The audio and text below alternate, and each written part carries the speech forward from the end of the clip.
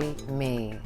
Lil' Kim said it, but we were all thinking and feeling that way. She's really me. Or she is the tougher version of who I want to be. You know, you started penning rhymes at 12, entered the rap game at 16, just really set the gold standard. And I wonder, does that add, I mean, I feel like you never feel pressure, but do you feel pressure coming back 10 years? Because that's just been your trademark. Right. Like if somebody even says a word that rhymes with scared, you like, try me.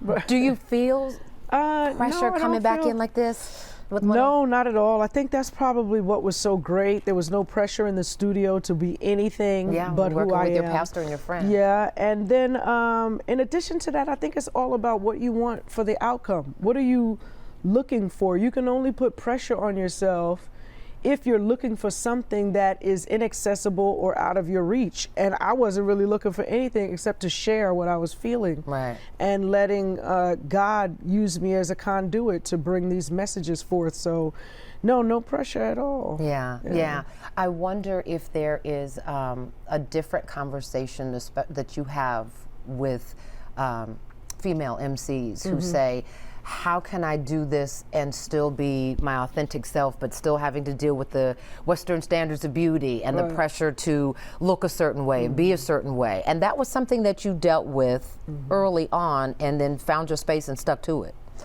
Yeah, they don't really ask me stuff like that. I like, you know, the younger female rappers, I leave myself completely open for them to know that I am someone to come to if they need information or advice or anything. But most of the times when you're in it at the height of what hip hop is now, it's it's up high. Yeah. And so many people like us back in the days don't want to look as if we don't know the answer. We don't want to look like we're fishing for some more knowledge because we're supposed to know everything. Right. And so I just try to be a safe space where they can come to at some point or another, because I know that people, you know, they get into a space where they're not so certain. Right. So I'm here. What did you do when you got into that space? When I got into that space, I actually moved. I moved to California. And it proved to be very good for me introspectively, because there everything is so spread out. You know, in New York City, you're on top of each other. And then you start thinking like other people. Like, I didn't want to think that. Why am I thinking that, you know? And I went to LA and learned that everything you think you don't have to do. Ah, that part. Everything you see, you don't have to emulate. Yeah. And so, yeah, I moved. That's what did it for me. That makes sense. That makes sense. You have also learned some really valuable lessons from your first record contract, to what you're doing now in terms of publishing, ownership. Let's talk about that. I think I was most disturbed when I began to see a bunch of coffee table books that had all of hip hop in them.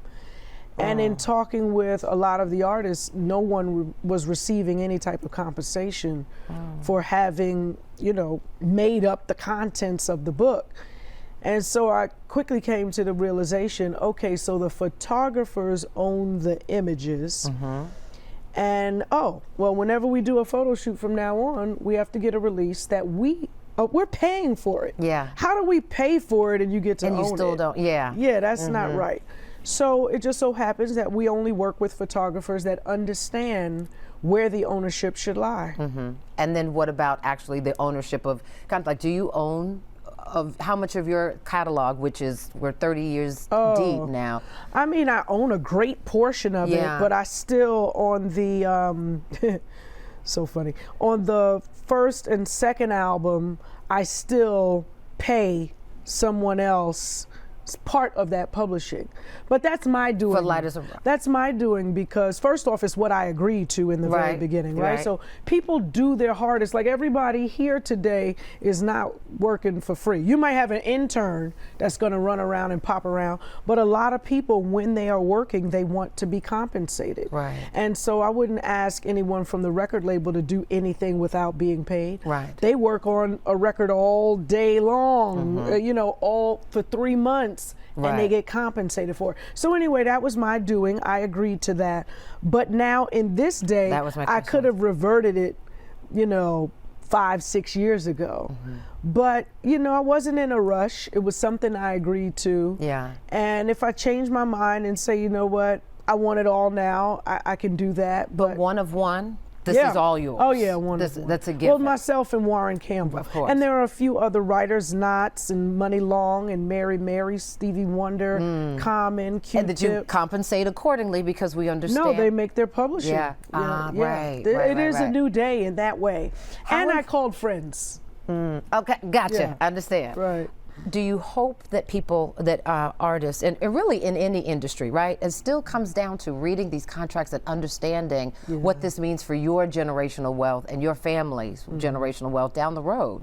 Yeah, I think that's extremely important, but you have to know the position you play. There are artists who can break down contracts and really take the time to get yourself a dictionary that explains law, or the really good attorney. or you find yourself a really great attorney who understands you and doesn't take you for granted and doesn't judge you for not knowing.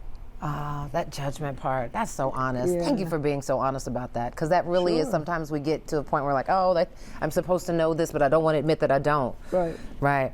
Listen, don't go anywhere. After the break, MC Lyte is going to talk about the work she's doing in the community, right? You see her on stage, you see her on tour, you see her at awards shows. We haven't even gotten to that part, but there's a lot of stuff that she's doing quietly behind the scenes to promote positive images among women in hip hop and just girls growing up and watching. Stay with us.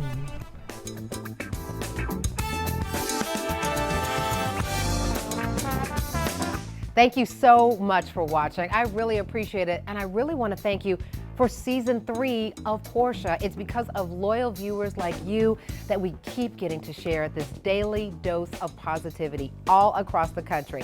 So just a reminder, I still need you to like, comment, and subscribe.